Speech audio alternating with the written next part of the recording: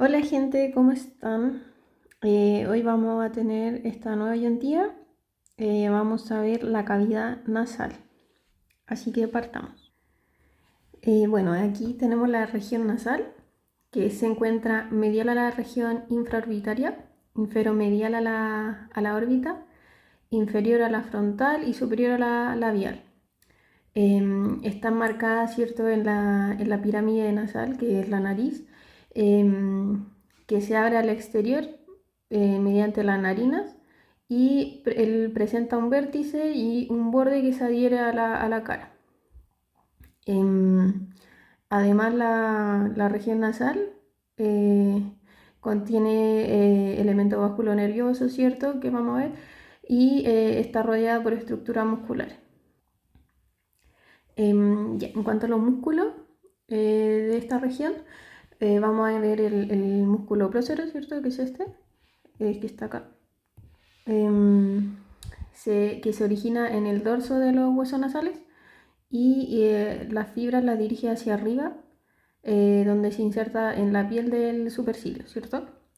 Luego tenemos el nasal, ¿cierto? Acá, que se compone de dos porciones, la porción transversa, que está asociada a la pared lateral de la pirámide nasal, y la porción alar, que, que se relaciona con el ala de la nariz. También vamos a tener el músculo elevador del ala nasal y del labio superior. Este lo vemos acá. Es este, ¿cierto? Que está aquí. Ese, ahí. Este se origina en el proceso frontal del maxilar y se va a insertar en el ala de la nariz y en el labio superior. Y por último tenemos el depresor del septo nasal, que es un músculo pequeño y profundo, que está ubicado debajo del orbicular de los labios y está encargado de deprimir el septo nasal, ¿cierto? Sigamos. Acá es lo más que nada para que vieran el elevador del ala de la nariz y del labio superior que está acá, que lo vieran desde otro ángulo. Ya, en cuanto a la irrigación, vamos a encontrar que en el límite entre las regiones orbitaria e infraorbitaria se halla la arteria facial, ¿cierto? La que vemos acá. Es esta, aquí. Ahí. Y esta proporciona varios ramos, incluyendo algunos al ala de la nariz. Hay ramos terminales también de la arteria oftálmica, como la arteria dorsal de la nariz, que después se anaptosa con la arteria angular, que vemos que acá, ¿cierto? Esto de acá. Y que está en la rama terminal de la arteria facial. ¿Ya? En el dorso de la nariz, la irrigación proviene de la arteria nasal externa, ¿cierto? Que está acá, ¿cierto? Lo que vemos ahí. Está. Y que está en la rama de la arteria etmoidal anterior. Viene de acá, ¿cierto? La arteria nasal externa va a emerger en la unión entre el hueso y el cartílago, ¿cierto? Como ahí lo ven en la imagen. Y ahí donde se produce la anastomosis entre el sistema carotidio interno, ¿cierto? Que son los ramos de la arteria oftálmica, y el sistema ahí se produce la anastomosis entre el sistema carotidio interno, y que son los ramos de la arteria oftálmica, y los del sistema carotidio externo, que vienen de los ramos de la arteria facial, ¿cierto? Y eso. En cuanto a la irrigación, o sea, en cuanto al drenaje venoso, va a ser similar al sanguíneo, y el drenaje linfático va a drenar hacia los linfonodos submandibulares y luego a la cadena de linfonodos cervicales. Ya. En cuanto a la inervación, ya. En cuanto a la inervación, ¿cierto?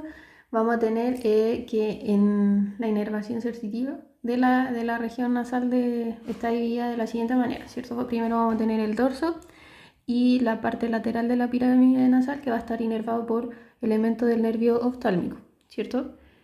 Y que es la primera rama del nervio trigémino.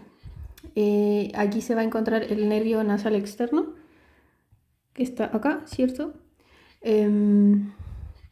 Y que es un ramo del nervio etmoidal anterior. Y es similar a lo que ocurre con la arteria nasal externa, ¿cierto? Porque acá vemos el nervio nasal externo, ¿cierto? Que proviene del nervio etmoidal anterior. Luego, en la región superior del dorso de la nariz va a estar inervada por el nervio infratroclear que vemos acá, ¿cierto? Y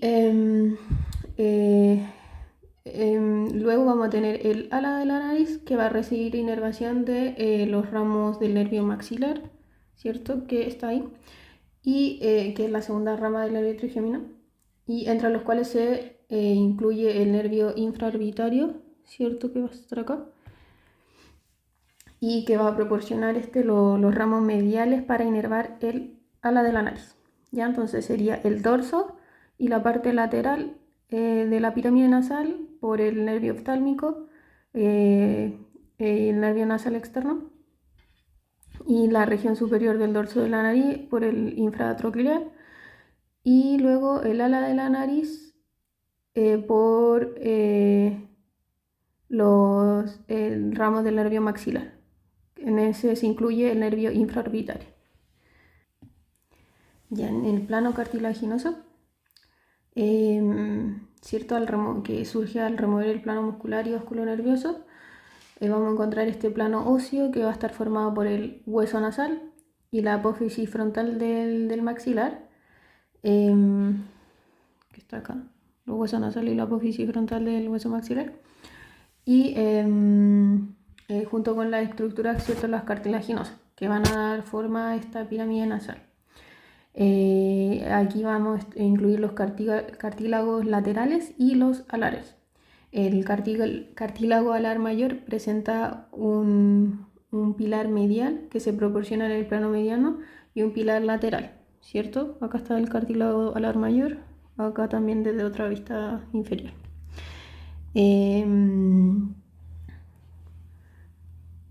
Y en el ala de la nariz se encuentran los cartílagos alares menores, que están acá, ¿cierto? Y pueden ser 2 o 3 y están embebidos en una estructura fibrosa continua con el periósteo de los huesos vecinos, el hueso nasal y el maxilar. ¿Ya? Las cavidades nasales son 2 y están separadas por un septo que incluye una porción cartilaginosa. Esta porción se expresa en las narinas y se asocia a las espinas nasales anteriores y a los pilares del cartílago alar mayor. Y hacia la profundidad, esta estructura cartilaginosa está revestida por mucosa, ¿cierto? En la parte anterior de la cavidad nasal se va a encontrar el vestíbulo nasal, y este va a estar encerrado por los cartílagos de la nariz y va a estar revestido por epitelio de piel, que va a presentar folículos pilosos, ¿ya? Y el límite entre el vestíbulo nasal y la cavidad nasal se denomina limen nasi, ¿ya? Ya, las fosas nasales. Las cavidades nasales se constituyen un espacio que está definido entre las órbitas y los senos maxilares, ¿ya? Se ubica en la zona central de la cara y posee 4 paredes, ¿cierto? Superior o techo, inferior piso y lateral y medial, ¿ya? Posee 2 extremos, uno anterior que vemos acá y uno posterior. El anterior va a estar formado por la apertura piriforme, ¿cierto? Y tiene forma de pera, se quiere decir. Está dividido por la línea media, en la línea media por el tabique nasal. Y está delimitado por los huesos nasales y el proceso ascendente del hueso maxilar. En cuanto al extremo posterior, vamos a tener la coana, ¿cierto? Acá están las coanas. Que son la comunicación de las fosas nasales a la nasofaringe. y va a estar delimitada hacia inferior por el proceso horizontal del hueso palatino, ¿cierto? Y por lateral por los procesos pterigoides y por, acá está la mina medial de los apófisis pterigoides del esfenoide, ¿cierto? Y por superior va a estar la cara inferior del esfenoides, que está acá, ¿cierto? Ya. En la nariz con tejido blando vamos a tener otra apertura, ¿cierto? Que está constituida por la narina. La narina está rodeada por piel y vibrisas, ¿cierto? Piel con vibrisas. Y es la comunicación de la pirámide nasal del tejido blando con el exterior, ¿cierto? La narina. Y acá en la imagen se ve una visión a través del endoscopio nasal y se puede ver hacia la izquierda el tabique nasal y hacia la derecha se ve la cola del cornete inferior, ¿cierto? Y está encerradita en rojo. Y hacia el fondo vemos No, lo que está encerrado en rojo es la tuba auditiva. Acá está acá les coloqué la imagen, ¿cierto? Para que recuerden dónde estaba la tuba auditiva, ¿cierto? Y la conexión, ¿ya? Para que lo recuerden. Lo que se ve acá al fondo va a ser la coana y el borde inferior de esta coana de tejido blando va a ser el paladar. Esta es la cola del cornete inferior. Y esto, cierto que está aquí, va a ser la desembocadura, la tuba auditiva.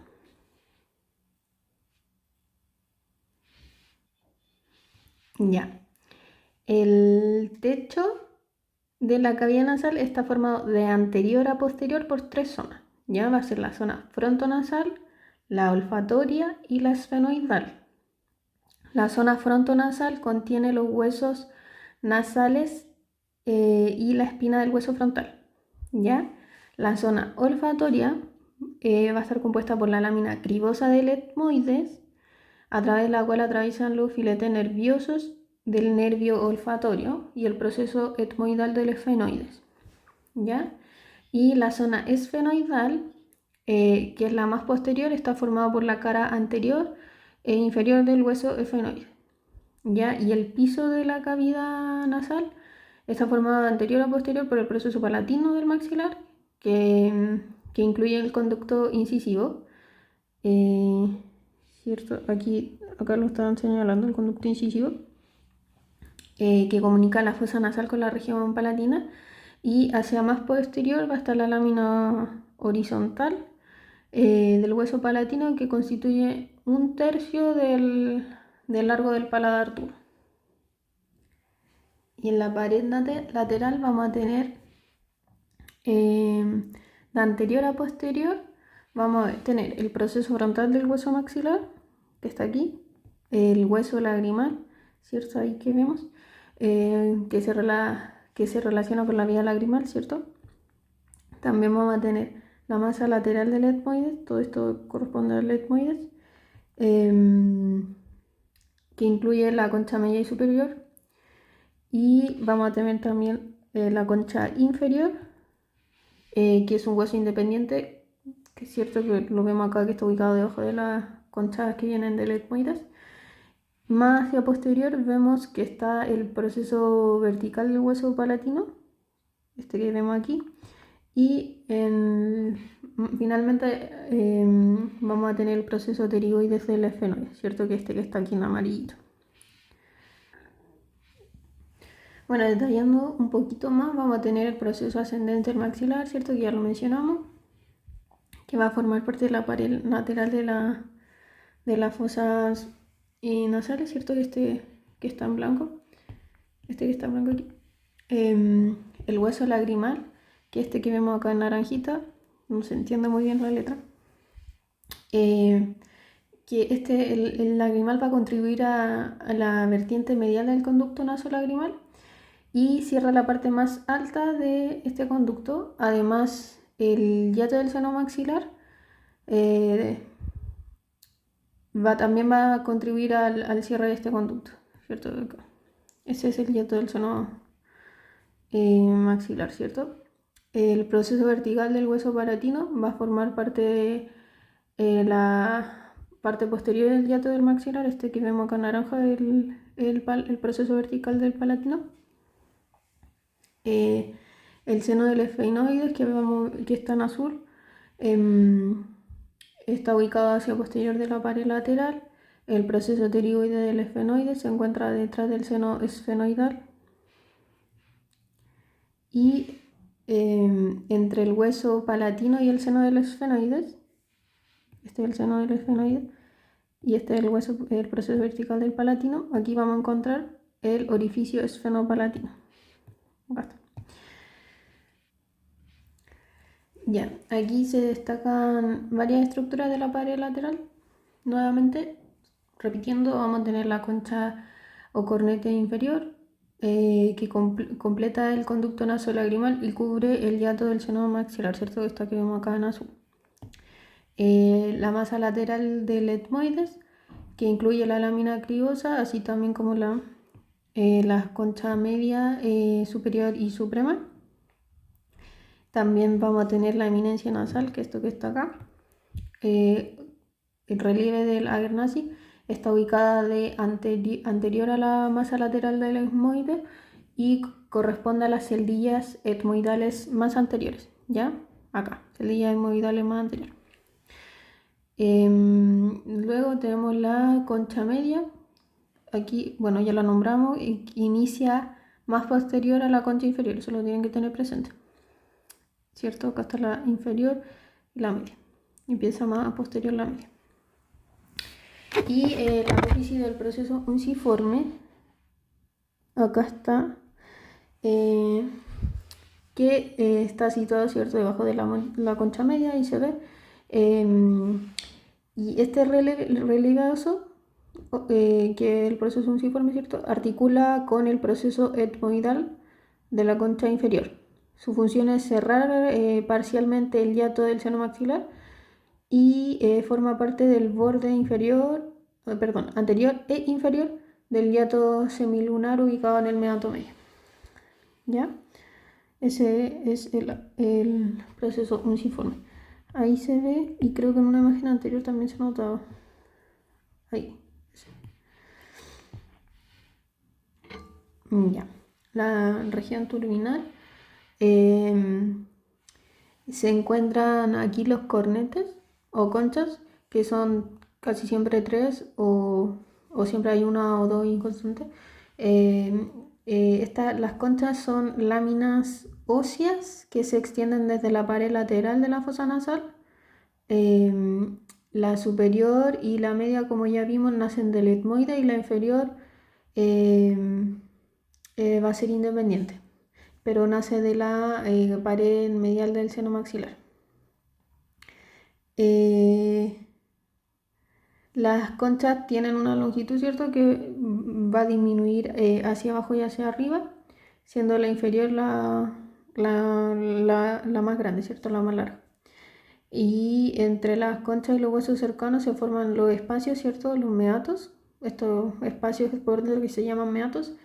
Y bueno, si hay conchas que son inconstantes, también van a haber meatos que van a ser inconstantes. La concha inferior, ¿cierto?, puede medirte de 3,5 a 4 centímetros.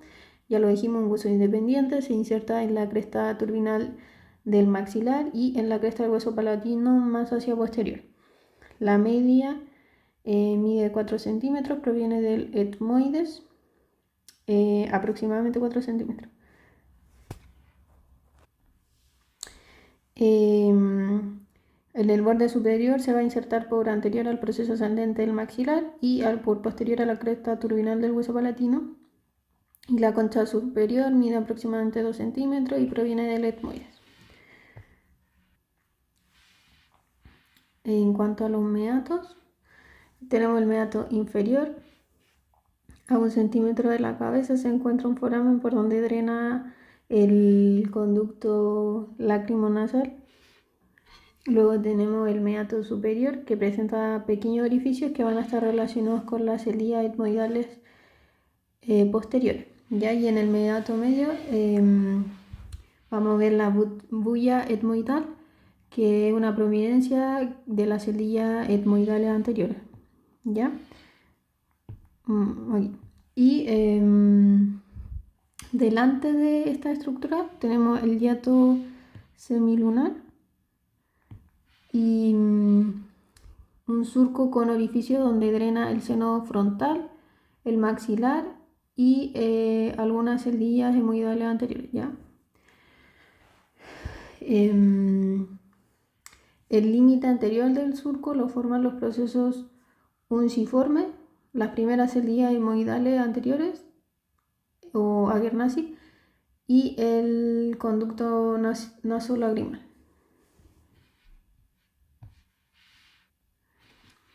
En la región preturbinal y supraturbinal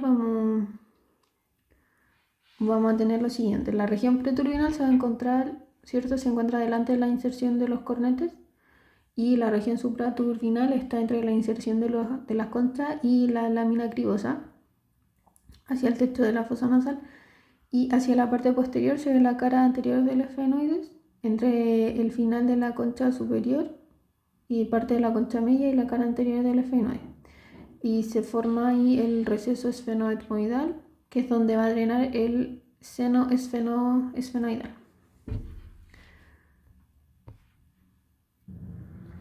En la pared medial es una pared simple y bueno, presenta tres estructuras de anterior a posterior. Vamos a encontrar el cartílago septal con forma de cuadrilátero. También está la lámina perpendicular del etmoides, que desciende desde el techo hacia la mitad de la fosa nasal. Y vamos a tener también el hueso Böhmer,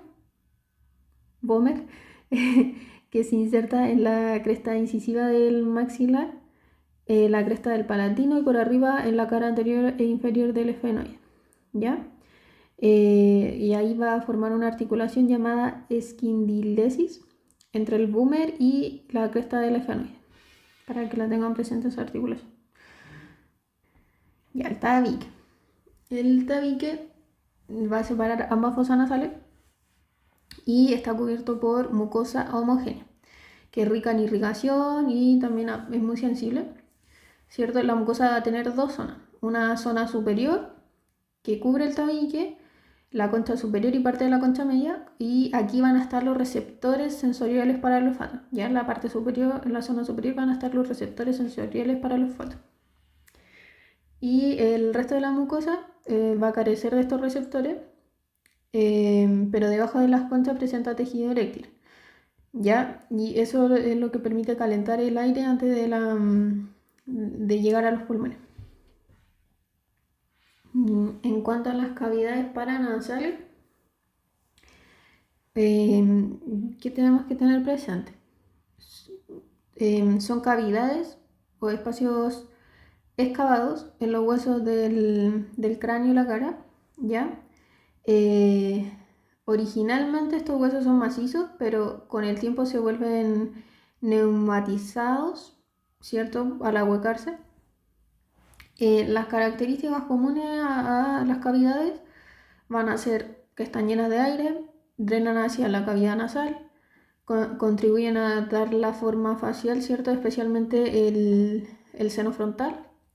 Están cubiertas por mucosa respiratoria, se relacionan con la resonancia de la voz, y en caso de sinusitis, cuando están bloqueadas por moco o inflamación, la voz se altera notablemente, ¿cierto? Eso para que lo tengan presente.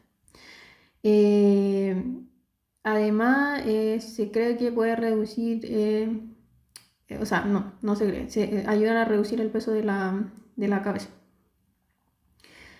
Y los cuatro tipos de senos paranasales son los senos frontales, ¿cierto? El seno frontal, los senos maxilares, las celdillas esmoidales y el seno esfenoidal, ¿cierto? Ahí se pueden ver en la imagen.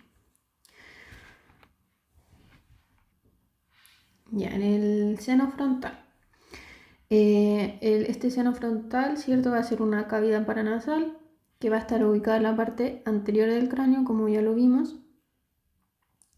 Y bueno, la región frontal, por eso viene su nombre, seno frontal. ¿Cuáles son sus características anatómicas? En la pared anterior va a estar relacionado con la piel de la frente, importante en procedimientos quirúrgicos, ¿ya? Eso es importante. En la pared posterior va a estar en contacto con la dura madre de la fosa craneal anterior y eso es relevante en infecciones o lesiones. En la cara medial va a estar relacionado con el tabique intersinusal y que este separa los senos frontales derecho e izquierdo. En cuanto a la orientación de este seno, vamos a tener el vértice superomedial hacia arriba y adentro, y la base va a estar orientada hacia el techo de la órbita y el etmoide.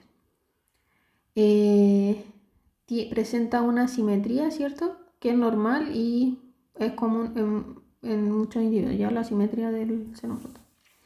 En cuanto al drenaje del seno frontal, este va a ocurrir a través de un infundíbulo, que es una sección estrecha que está formada por las celdillas etmoidales, ¿cierto?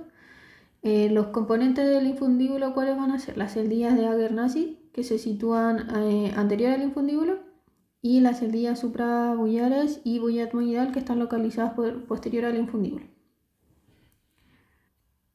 ¿Cierto? Que están acá y acá. Y acá vemos el infundíbulo.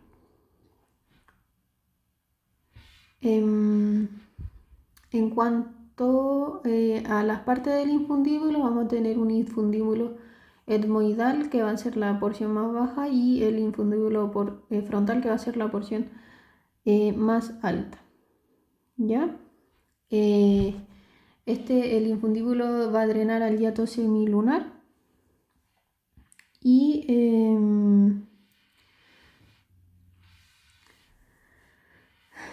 está ubicado en el meato medio de la cavidad nasal. Ya la secreción del seno frontal no cae por gravedad, eso hay que tenerlo presente, sino que es dirigida por el movimiento mucociliar hacia el infundíbulo, ya no es por gravedad.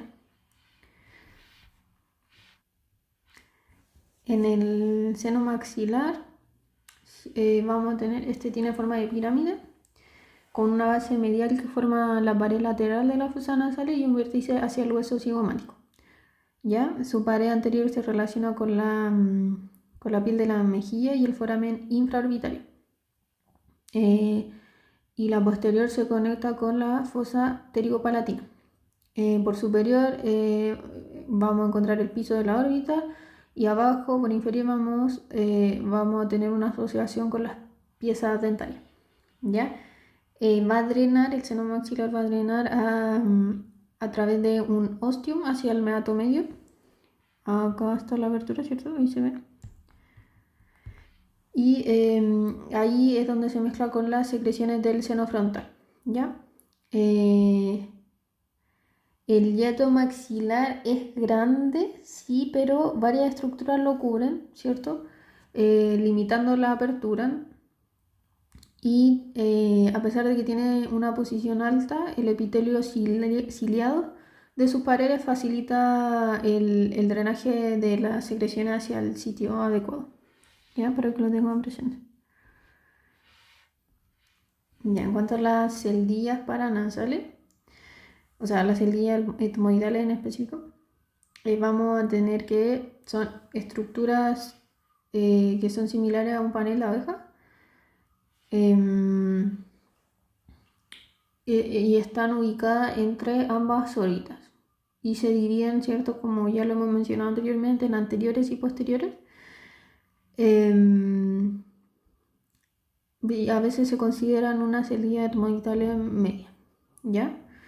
En las celillas etmoidales anteriores vamos a encontrar que incluyen también las celillas de la Guernsey, y en estas celdillas medias, que se consideran anteriores en verdad, corresponden a las celdillas de la bulla etmoideal o suprabullares, ¿ya?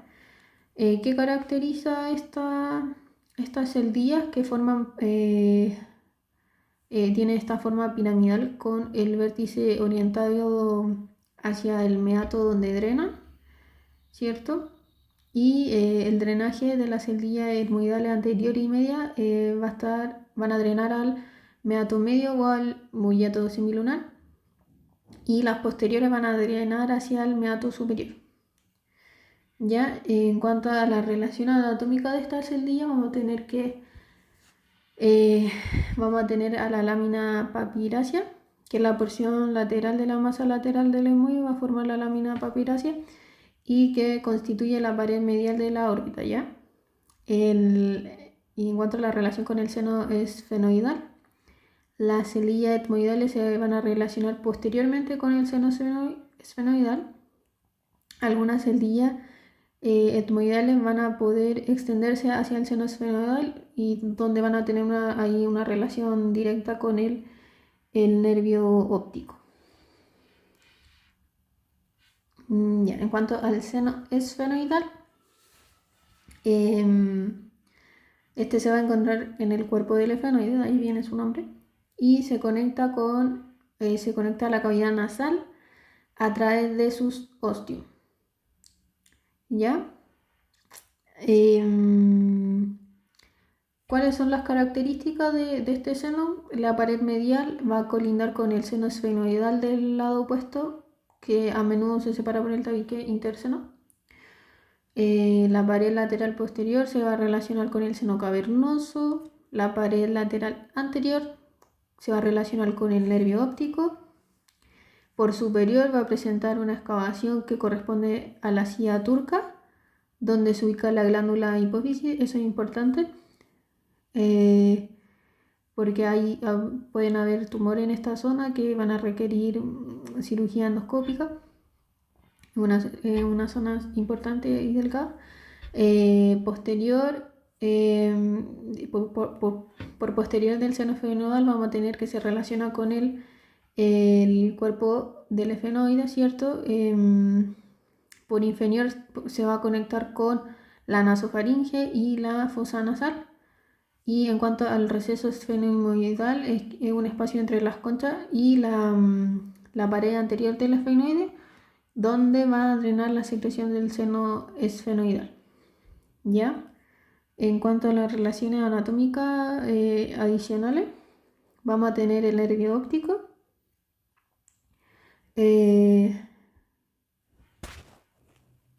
también la arteria carótida interna, el nervio abducen y el nervio maxilar, que también se pueden relacionar con la pared lateral, el nervio del conducto pterigoideo, que va a estar formado por la unión del nervio petroso superficial mayor y el nervio petroso profundo mayor. Y este nervio va a pasar por el foramen de la fosa pterigopalatina a través del canal pterigoideo. Aquí, bueno, se ve el seno esfenoidal. Ya, en cuanto al complejo osteomeatal, esta es una región clave para el drenaje de varios senos paranasales en el meato medio o semilunar, y aquí van a drenar las celdillas etmoidales anteriores, el seno maxilar y el seno frontal, ¿ya? El complejo está delimitado, este complejo osteomeatal está delimitado por la concha media, el proceso uncinado y la pared lateral de la fosa nasal, ¿ya? Y una cosa importante a considerar, que la obstrucción de esta zona impide el drenaje adecuado del seno maxilar, el seno frontal y las celdillas etmoidales superiores, ¿cierto? Y bueno, esto puede generar sinusitis, ¿cierto? La sinusitis, que es la inflamación de la mucosa de los senos paranasales, que va a estar causada por hongos, por bacterias, por virus o por alergia. Ya, eso es la sinusitis.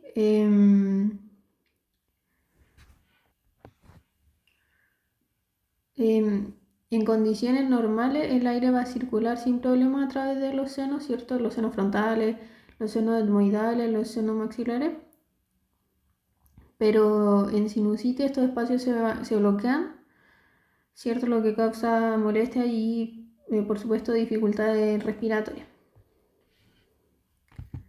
En cuanto a la vascularización, bueno, vamos a tener la irrigación de la pirámide nasal, y esta va a provenir de la arteria oftálmica, que es rama de la carótida interna, y de ahí van a surgir la arteria dorsal de la nariz, junto con la arteria etmoidal anterior y posterior, y también está presente la arteria facial, que va a dar la arteria transversa del ala nasal, y esta va a emitir desde la arteria facial y luego se va a anastomosar, ¿cierto?, con la arteria angular al llegar al canto interno del ojo.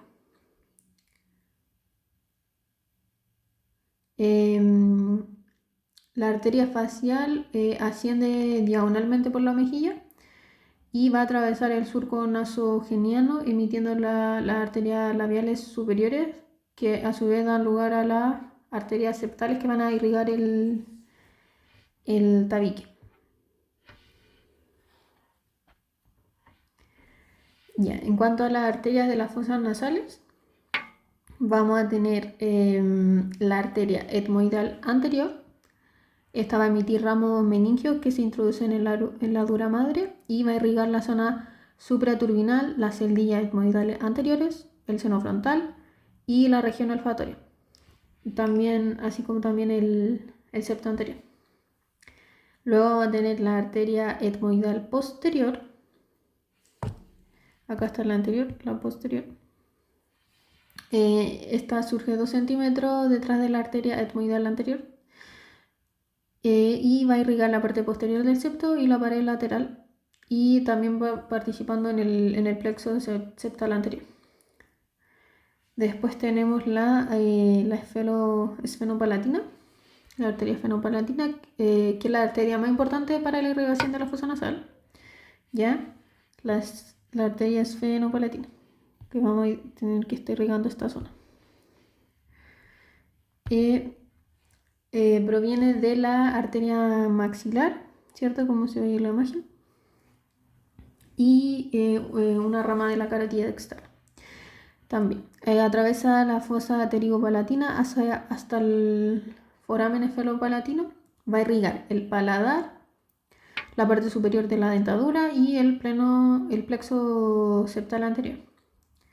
Luego se va a anastomosar con las arterias etmoidales, creando una conexión entre el sistema cariotide interno, que viene de la arteria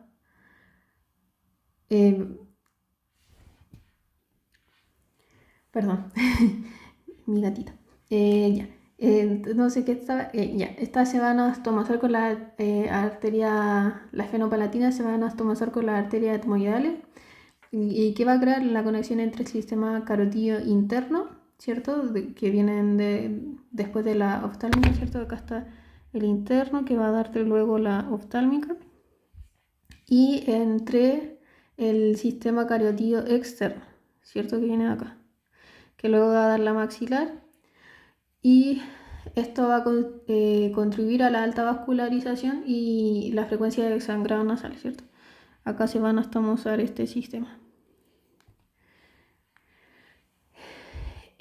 También vamos a encontrar la arteria palatina descendente, que tiene un origen en la rama de la arteria maxilar. Su trayectoria, vamos a ver que desciende por la fosa pterigopalatina. Al atravesar este agujero palatino mayor, luego se va a convertir en la arteria palatina mayor y va a irrigar el paladar duro. La arteria palatina mayor va a irrigar este paladar duro, y va a irrigar el paladar blando, va a estar irrigado por las ramas posteriores que irrigan, ¿cierto? Las ramas posteriores que van a irrigar este paladar. En cuanto a la inervación de la pirámide nasal, vamos a tener la inervación motora y la sensitiva. La inervación motora va a estar dada por el nervio facial, que va a inervar, ¿cierto?, los músculos de la expresión facial, incluyendo, ¿cierto?, el nervio corrugador superciliar, ¿cierto?, que se encuentra ahí, que va a inervar estos músculos faciales sin función sensitiva, ya eso es importante. La inervación sensitiva va a provenir del nervio trigémino, específicamente por sus ramas que son del nervio oftálmico y del maxilar. En el nervio oftálmico vamos a ver que se inerva la piel de la frente y del dorso de la nariz. Se va a subdividir este nervio oftálmico en la rama nasal, que va a inervar la zona nasal, en el ramo frontal, que incluye el nervio supraorbitario, el ramo lagrimal, que inerva la zona lagrimal, y el nervio infratroclear, que es rama del nervio nasal. Y en el nervio maxilar vamos a tener que este va a inervar el tercio medio de la cara y contiene el nervio infraorbitario que va a emerger, ¿cierto?, del borde inferior de la pirámide nasal. En cuanto a la inervación de la mucosa, va a estar dada, ¿cierto?, por el nervio esfenopalatino. Este es el segundo ramo, perdón, del nervio maxilar, y se encuentra en la fosa trigopalatina. Va a emitir varios ramos que inervan distintas áreas de la mucosa nasal. Y bueno, el nervio esfenopalatino va a emitir varios ramos, ¿cierto? Entre ellos el nervio nasal superior, que va a inervar la concha superior. Ahí está.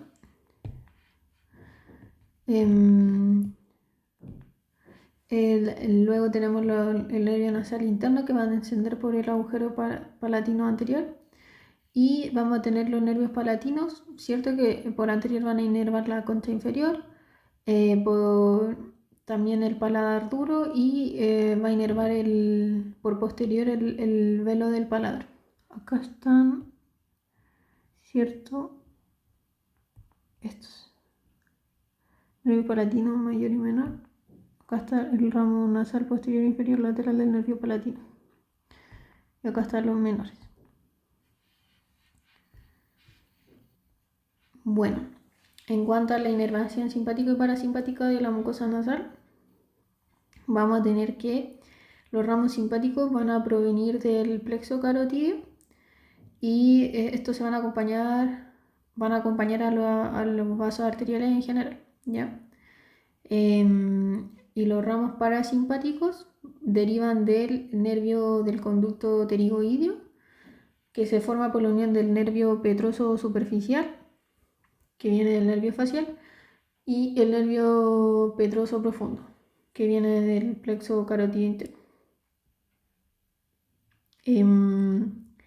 Bueno, el relevo parasimpático se da en el ganglio pterigopalatino, ¿cierto? Este es el ganglio. Y de este ganglio se van a emitir, ¿cierto?, las ramas que van a inervar las glándulas de la mucosa nasal, y especialmente en la región posterior a los cornetes, y también se va a inervar la glándula lagrimal. Bueno, ahí se ve en la imagen la glándula lagrimal.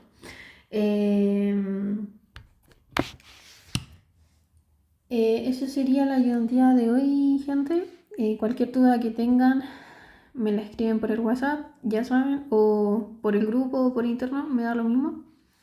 Creo que esta semana, por lo que vi en su calendario, no tenían evaluación de esto. Igual no se atrasen, repasen esta materia, y recuerden hacer el test. Ya, el test que ya se lo mandé, y apenas hagan el test yo voy a ir enviando las pautas, ¿ya? Que tengan buena semana y eso. Nos vemos la próxima ayudantía.